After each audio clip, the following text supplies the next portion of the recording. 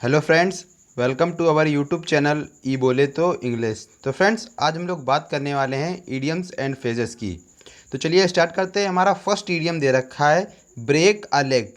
तो फ्रेंड्स, अगर इस ईडियम की मीनिंग की बात करें तो इसका मीनिंग होता है best wishes before a performance, यानी किसी परफॉर्मेंस के पहले किसी को बेस्ट विशेस देना, उसे हम लोग कहते हैं ब्रेक अ लेग। तो चलिए फ्रेंड्स, हम लोग इस ईडियम की ओरिजिन की बात कर लेते हैं, यानी ये ईडियम कैसे बना, इसकी उत्पत्ति कैसे हुई। तो उसे हम लोग एक पिक्चर के थ्रू बिल्कुल आसानी से क्लियर कर लेंगे और आपको ये ईडियम लंबे समय तक याद बना रहेगा। तो फ्रेंड्स, इस ईडियम का ओरिजिन, जब भी कोई पर्सन किसी परफॉर्मेंस के लिए जाता था तो लोग उसको बेस्ट विशेस देते थे।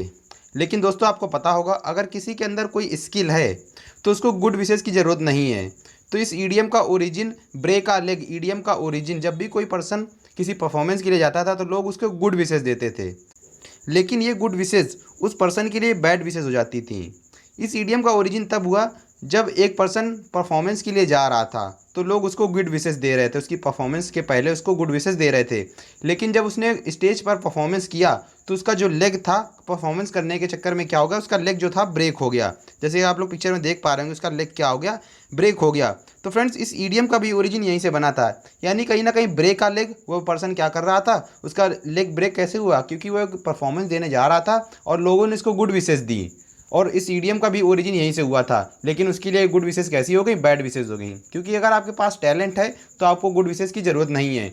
तो इस ईडियम का भी ओरिजिन यहीं से हुआ था। यानी ब्रेक अ लेग, जिसका मीन्स क्या हो जाएगा, विश समवन गुड लक, या फिर कह सकते हैं best wishes before giving a performance, या फिर कह सकते हैं बिफोर अ परफॉर्मेंस। तो इस ईडियम का भी ओरिजिन यहीं से हुआ था। तो चलिए हम लोग अपने नेक्स्ट ईडियम की बात कर लेते हैं, जो कि दे रखा है a fish out of water. और फ्रेंड्स, इस ईडियम को आपने एग्जाम में बहुत बार देखा भी होगा, जिसका मीनिंग होता है बीइंग अनकंफर्टेबल एंड रेस्टलेस, और या फिर हम लोग कह सकते हैं नॉट फीलिंग रिलैक्स्ड, यानी कहीं ना कहीं अच्छा महसूस ना करना, अनकंफर्टेबल महसूस करना, उसे हम लोग कहते हैं a fish out of water. तो फ्रेंड्स, इस ईडियम का ओरिजिन आपको इसके मीनिंग से ही, या फिर कह सकते हैं इस ईडियम से समझ में आ रहा होगा। तो चलिए इसे भी हम लोग पिक्चर के थ्रू आसानी से क्लियर कर लेते हैं। तो फ्रेंड्स, इस ईडियम का ओरिजिन फिश से ही रिलेटेड है, जैसा कि आपने अभी ईडियम में पढ़ा।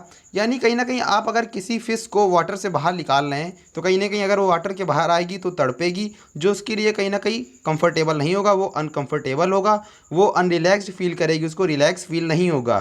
तो इस ईडियम का भी ओरिजिन यहीं से बना था। जैसा कि आप लोग आसानी से इस ईडियम का, आसानी से जो ऑप्शन आएगा वो क्लियर कर सकते हैं। तो चलिए हम लोग अपने नेक्स्ट ईडियम की बात कर लेते हैं, जो कि दे रखा है च्यू द फैट।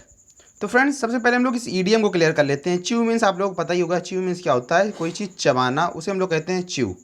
और जो यहाँ पर फैट दे रखा है, फैट एनिमल की चर्बी के लिए दे रखा है, यानी कहीं ना कहीं ईडियम दे रखा है चर्बी को चबाना। तो फ्रेंड्स, हम लोग इस ईडियम का मीनिंग क्लियर कर लेते हैं। इसका मीनिंग होता है a long and informal conversation with someone, यानी किसी व्यक्ति से एक लंबी और जो इनफॉर्मल कन्वर्सेशन होती है उसे करना, उसे हम लोग कहते हैं च्यू द फैट। या फिर कह सकते हैं to gossip with friends at leisure, यानी अपने मित्रों से गॉसिप करना, उसे हम लोग कह सकते हैं च्यू द फैट। तो चलिए फ्रेंड्स, हम लोग इस ईडियम का ओरिजिन पिक्चर के थ्रू बिल्कुल आसानी से क्लियर कर लेते हैं। तो friends, chew the fat idiom का ओरिजिन ब्रिटेन में किसानों के पॉर्क, यानी जो सुअर का मांस होता है, उसको दूसरे किसानों के साथ बैठकर चैटिंग करते समय चबाने से हुआ है। यानी कहीं ना कहीं अगर आप सुअर का मांस खा रहे हैं तो जो सुअर का मांस होता है उसमें फ़ैट बहुत ज़्यादा होता है, तो उसे चबाने में बहुत ज़्यादा समय लगता था। तो इस ईडियम का भी ओरिजिन यहीं से बना था। यानी जो किसान होते थे, कहीं ना कहीं अगर उन लोगों ने पॉर्क खाया है तो वो दूसरों किसानों के साथ बैठकर चैटिंग करते समय उसे चबाते रहते थे। तो इस ईडियम का भी ओरिजिन यहीं से हुआ है। और इसकी एक स्टोरी और भी है, ये भी आपने बहुत बार सुना भी होगा। जब नाविक समुद्री यात्रा में जाते हैं तो कहीं ना कहीं उनको न्यूट्रिएंट्स की ज़रूरत होती है, उन्हें पोषक तत्वों की ज़रूरत होती है, जो कि उनको फूड से तो मिलती है, लेकिन उनके लिए अगर कोई ऐसा फैट मिल जाए जिसमें बहुत ज़्यादा न्यूट्रिएंट्स हों तो उससे उन लोगों को बहुत ज़्यादा क्या होता था, फ़ायदा होता था। और जैसा कि आप लोग पता है, जो सेलर हैं, कहीं ना कहीं जो नाविक हैं, अगर वो लोग समुद्री यात्रा में गए हैं तो उन्हें साल्टेड एनिमल का फ़ैट मिलता था, जिनको खाने में क्या होता था, बहुत ज़्यादा लंबा समय लगता था। तो वो लोग उसको खाने में अपने दोस्तों के साथ बैठकर गॉसिप करते करते उस जो फैट होता था उसको चबा चबा कर खाते थे। तो इस ईडियम का भी ओरिजिन यहीं से बना था।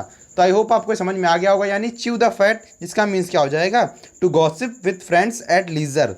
तो आई होप आपको समझ में आ गया होगा। तो चलिए दोस्तों, जय हिंद जय भारत। और प्लीज़ दोस्तों, वीडियो को शेयर जरूर कर देना और हमारे चैनल को सब्सक्राइब भी कर लेना। तो चलिए दोस्तों, जय हिंद जय भारत।